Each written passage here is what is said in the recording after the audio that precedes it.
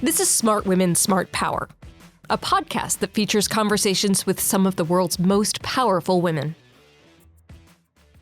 I think it stunned many signers that he became the nominee. It's easy to sign them when you're thinking it's just not likely or that the letter might change the outcome. Yeah. But then I know for sure there are some colleagues of mine that regretted it later who would have liked to have worked in that administration.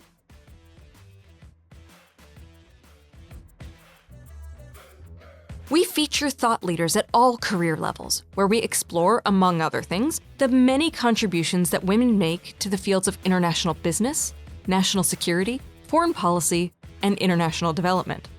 Does having women in positions of power influence the outcomes of decisions in these fields? Why or why not? Join me, Dr. Kathleen McInnis, Director of the Smart Women, Smart Power Initiative at the Center for Strategic and International Studies, for these incredible conversations. This Smart Women, Smart Power episode is supported by Thales. Today, I am thrilled to be joined by the Mackenzie Eaglen, a senior fellow at the American Enterprise Institute. You've led the way on so many different areas and issue areas related to the Pentagon, the Department of Defense, budgets, like the real hardcore stuff. And you've been on the Hill, think tank land. You've just established yourself as the expert on DoD in so many ways. So I am just thrilled to have you here to learn from you. And coming from another expert. So sweet. I'm humbled. Thank you. Well, so to start our conversation, what got you interested in defense dorkery? It's a very technical term. but this is such a unique career field. And how did you get drawn to it? It was a little push-pull. I was interested in military service before it was cool, as in before 9/11. And I'm not really sure where that spark came from. I think maybe because I have brothers, no sisters. I joke maybe it started in from infancy. I'm not really just surrounded by like testosterone. And so in high school, I was in junior ROTC. I was drawn to just discipline and leadership. And then in college, I went to visit West Point and I was like, why would I join the military 4 years early? I'm going to a regular school. But I stuck with ROTC, Army ROTC, but made sure to do lots of other fun, exciting things in college. And so my plan was to get a commission and fly helicopters. I thought that'd be pretty cool. Mm-hmm. But then at basic camp, which is between your junior and senior years, I was pulled aside for additional medical tests. Long story short, there had been an ant bite incident during physical training. And the Army's board of colonels said basically look, here's a situation. If you have knee, back, or asthma problems, we will wink and nod and not make you pay us back because we don't want you to be here if you don't want to be here, but you're not one of those. Because you have an anaphylactic reaction to ants, you're on the next flight home. So it's like, oh my God. So that was pretty sudden. I mean, the incident happened the year before, but it was a sudden change of plans before my senior year. Holy moly. So I had to scramble because I went out of nowhere. It was just, I had a partial scholarship at a private university. So then I had to go find new money because now there's no more money. Right. So even though it wasn't a full ride or anything, and then I didn't want to transfer to a public university in Georgia because I had some religious credits. Those don't transfer. And I didn't want to be a junior again. It's all very crazy, very emotional.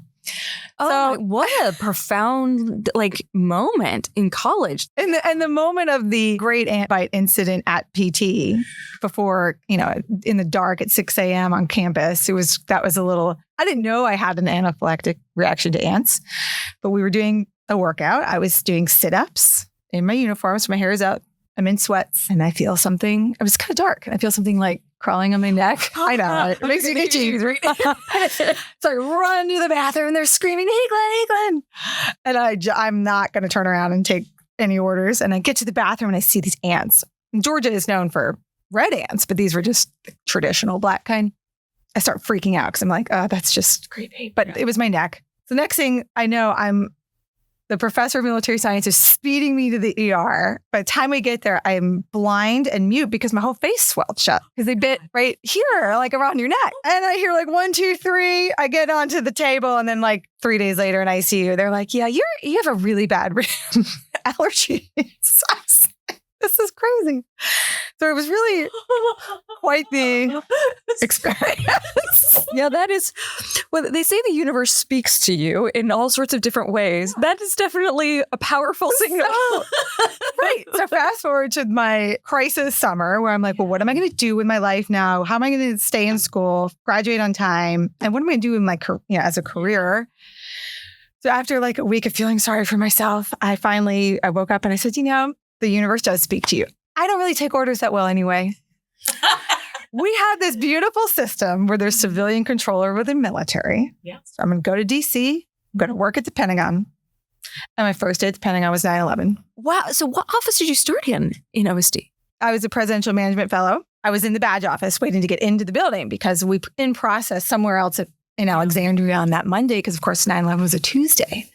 And I still hadn't. So we're just sitting waiting to get the credentials. But then my first job was in policy. Which portfolio did you have at this? So that office was strategy and plans. I called it war and money. And then I moved on to acquisition and then to comptroller and the joint staff. Over the course of these positions and your experiences, did you feel like your gender created hurdles or not so much? To be fair, I've sort of found myself weighing that question and coming up with different answers almost every week, right? Like reflecting on my own experiences. So that's right. I can give it instances good, bad, and indifferent where it has made a big difference or none at all. And in some ways to my benefit, where I'm pulled up ahead of expertise or seniority or readiness because I'm a woman, to do things I may not have been qualified fully yet to do. Yeah. And in other cases, dismissed for the same reason, not dismiss. That's too harsh a word, but. Well, it's something in the sort of sphere of like not quite given the opportunities or, yeah. So to turn to the decision that we're going to talk about today, which happened in 2016, 50 Republican foreign and national security experts signed a letter that said, we're not going to support Trump, the Never Trump letter, which was a letter that sent shockwaves around Washington, if not the world. What was happening at the time? What was on the line for you? So I got an email. I can't remember where I was overseas. I may have been in Japan. And I typically don't even travel with my laptop. And you know how these things go. You're working all night too, and eat dinners and that sort of thing. So I remember sort of seeing the subject, being like, I'll get to that. A week later, and back in the States, I opened it up and I'm like, it was an invitation. The letter hadn't been drafted, but it was sort of like we're working on this, want you to know about it, really hope you join. And I just was immediately like, nope, I just generally don't think letters are that effective. I don't tend to sign group letters anyway. It's rare that they move the needle, even the most senior people, like former this and that titled people. But also I just don't consider my name all that important anyway. And I also just didn't, it just didn't sit well with me. So I kind of thought it was and then I didn't hear anything. So I thought, well, maybe this effort is going to peter out. Like another maybe a month and a half later, we're going live. Here's the text. Really hope you sign. Now, this time it had different people encouraging me to do that. And I thought about it. And, having been in the job I'm in now and sort of think tankery, you have the things that you've studied and looked at and maybe you're an expert on over many years. But beyond that, it's really just your credibility and your reputation. There's not much else to go on. I try to be an honest broker. I'm an equal opportunity criticizer. So while I might have worked for some conservatives or Republicans, I'm always pretty annoyed at everybody in defense. They're never doing what I think they should be doing.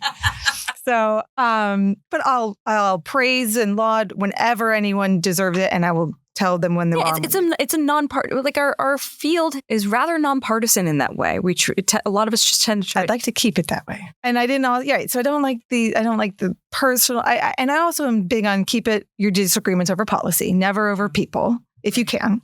And in this case, it was a blend. Right, it's about a person and their policies, of course. So President Trump was not the candidate. Right, this was an attempt by a bunch of people to prevent even that from happening. I considered it, and I thought, I work at a 501c3, a nonprofit. We seek to educate policymakers or future policymakers on the issues that we work on. And people fund that with that goal in mind. And there's no lobbying arm. We don't have a C4 at AEI. No judgment to those who do. And my job is to educate everybody. So if Bernie Sanders had called me that cycle and said, we'd love a briefing, I'm there. There's nobody I'll rule out. And so I just said, that's my job, is to say yes to brief anyone who could potentially have the job. And turns out he got the job. You're in this nonpartisan institution and educating the public with a reluctance to comment on the person. So how did you get to that place of saying that this person cannot be an effective national security leader, given that, you're willing to brief everybody, you're willing to work with anybody to get the nation's business done? How did you get there? I had already solicited, I'd already started briefing different campaigns. Yeah. Their leadership teams or defense policy teams, and in some cases, the candidates themselves. But again, because this wasn't my first cycle or rodeo, I'd already been in contact with other campaign teams on the Democrat side, offering my services to the Clinton campaign, for example, or just sort of being plugged in with the people who were advising her. And what's really funny is we had sent a letter of invitation to, I believe was our initial outreach. I don't know if it was to every single campaign, but at least, this ones that seemed to have momentum. So the Trump campaign, when they wrote me back, thanking me for my, I'm available. Mm-hmm. And this was heresy. I know, for nobody else that I knew in Washington was offering to brief the Trump campaign. Mm-hmm. And when they wrote back, I had sent a copy of our former president, Arthur Brooks's book, The Conservative Heart. Yeah. And in the letter back, it thanked me for the convective heart. So I was like, and I wound up briefing that team twice. Mm-hmm. I brought in some other colleagues from around town on matters I didn't know about, that they had asked about in advance. And of course, like I said, other campaigns. And then I worked with the leadership at the Pentagon after they had assumed those positions in that administration. Because again, like I said, it doesn't matter what I think. The voters decide if he's qualified and capable. And yes, do I have disagreements on policy? Sure. But it doesn't matter. Right. He became the commander in chief. What did it mean to you to not sign the letter? And was there pushback with other colleagues or in town? Like, how did that? I'm glad I didn't. I'm still glad. I was glad then, and I'm still glad because, like I said, it gave me the opportunity to work with and influence the most senior representatives at his presidentially appointed Senate confirmed leaders, military as well. But, I spent a lot of time with them while they had those incredibly difficult jobs with obviously big, weighty decisions for that particular president who had deep interest in like procurement and defense policy. I believe my choice was reaffirmed repeatedly by all the work that I was able to do later. And I think, I don't know if they had never Trumpers in for meetings. I impeded by that chance to constantly work with them. Back to the, sort of the process of soliciting signatures. I had a senior Republican policymaker, good friend of many years. And we've published together, we've worked together. We worked on another presidential campaign together. And he called me and he said, Mackenzie, private call. Should I sign this letter? I told him the same thing. I said, you consider yourself a senior gray beard in national security and defense and a senior policymaker and advisor and thinker. And it's a possibility this person could become president. And I'm just telling you why I'm not doing it. And he said, I agree. And I'm not signing it. I didn't ask anyone to come along and follow me on my one woman choices here, but that was a trusted friend and colleague. And that, not that I needed anybody's validation, but he thought that was a logical way to think about it. The work that's done on the outside, briefing the senior teams, briefing the campaigns, that is a key role that think tanks play. And so, that was the major criticism of the Trump signers, is that you're cutting off this inexperienced team's access to the knowledge that they need and that they will need to be effective stewards of the nation. I think it stunned many signers that he became the nominee. Right. It's easy to sign them when you're thinking it's just not likely or that the letter might change the outcome. Yeah. But then I know for sure there are some colleagues of mine that regretted it later who would have liked to have worked in that administration. Not necessarily because they loved the commander in chief or the president, but They respected the secretaries of defense or the other appointees that they would have ended up working for directly. Right. And that's right. But to your point, that precluded a whole group of smart people from being asked to contribute in any way, inside or outside the circle or in a job or just from the outside while they're in jobs. Because a lot of our work actually, can you go to AEI and pull up all my reports and papers and op-eds and and podcasts. What you can't see are most of my work is going to meetings, right, privately, having conversations with the most senior people, helping them think through challenges, much like my first job at DoD. Except then I was just the fly on the wall. To your point, that was probably the candidate that needed it the most.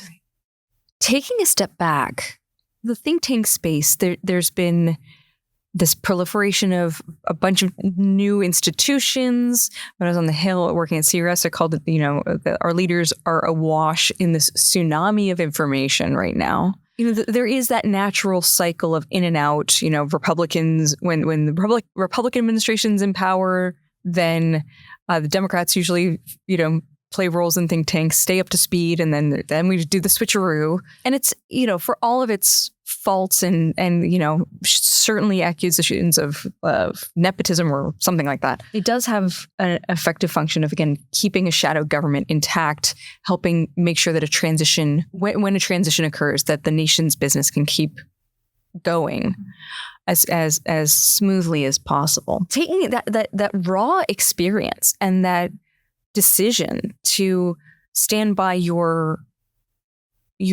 conviction of essentially nonpartisanship, right? How do you view the evolution of the think tank space and the ideas space? And have we begun veering too much away from that nonpartisanship? The proliferation is different than the partisan part, and both are happening, I think, at varying degrees. To your question, that's, to me, is all the more reason to remain professionals, because anybody can start a blog and get the attention, even inside the Defense Department. I've seen navalists. I know you and I could talk offline on the podcast about, people, the proverbial guy in the basement, but who had smart things to say and could get very senior leader attention. And so knowing that the internet is sort of a leveling playing field for thinkers, all the more reason to keep a level of professionalism about it, to keep personal feelings out of it, because there's not much left between us and somebody anywhere who has something to say. I mean, yes, we have more resources. We're located in the right town where we can interact. There are other things we have, but the other major value add, I think, we have as a set of institutions is the knowledge of how these issues have evolved from the inside, right? Because a lot of what the external, outside of DC analytic community, from your impassioned person, they don't usually have the benefit of what was happening, the conversations that led to X, Y, or Z policy position. And without the benefit of those conversations, some of these decisions look really kind of wacky. But there's always more to the picture that which again lends to why this cadre of expertise, is particularly during a transition, is so important to be able to tap into. With the possibility, regardless of my feelings, of President Trump being the nominee and potentially a president again. Those signers are, in my understanding, is there still these blacklisted people to serve and to even talk to, possibly. And again, that's just, the country needs smart people who have all of that background that you just alluded to, who understand how and why decisions were made. If the public's getting just the headline, they understood the trade-offs and the other choices, the other things pulling at the senior leader. I like to joke, in DC, there's a lot of policymakers, very few decision makers. But and so decision makers, right? That's a big, weighty job, and they do carry a lot. And to understand how they think and work and what they had to do, that's right. And so the more diverse thinking, background, people, experiences, voices you have in the room or out on your phone, even if they're not working for you directly, I think is beneficial for the most part, most of the time. And it saddens me that could happen again. To wrap up our conversation, do you feel your gender as a woman has impacted the way you've approached your career and this decision to not sign the letter? And if so, why? And if not, why not? At that moment, and the 2 times I was asked to sign the letter, it wasn't at all a consideration in the front of my mind or consciously. But thinking about it a little bit and reflecting on our conversation today, it's certainly an ever-present approach where I want to take great care and caution. When you speak as often as we do in these public analyst positions, I don't want to cheapen any of the words. And it can get very easy to do that when you're talking all the time. A general sort of philosophy or personal standard is to still consider my words carefully and with great caution, have great respect for thoughtfulness, and to also be professional at all times. And this letter, to me, it's not that it was unprofessional, but for me... Do you feel that generally speaking, our male colleagues are held to a different standard than we are? There are instances where I can identify that as certainly being true. I don't think it's everywhere all the time. Yes. And that's not to denigrate. There's amazing male colleagues in this field, like all of the things, right? And powerful allies too. And advocates too. And excellent mentors. I've had lots of incredible male mentors, but I don't even want to find out. So for me, I'm just going to try to rise above it, whatever it is, the fray, because in policy, you inevitably touch politics. Right. As much as I would love to consider myself above the fray, we're not, because politicians often make these policies that we're talking and thinking about and trying to educate on. Yeah. It's just my personal standard to always take great care to keep that reputation and credibility, which by extension, I hope makes me better at my job. Mackenzie, well, you are incredible at your job. Mm-hmm. Thank you so much for joining us. It's been a pleasure. Subscribe to the Smart Women, Smart Power podcast on Apple Podcasts, Spotify, or wherever you listen to great content. Be sure to follow us on Twitter @SmartWomen, or you can follow me on Twitter @KJMcInnis1. Thanks for listening, and join us next time. This Smart Women, Smart Power episode is supported by Talus.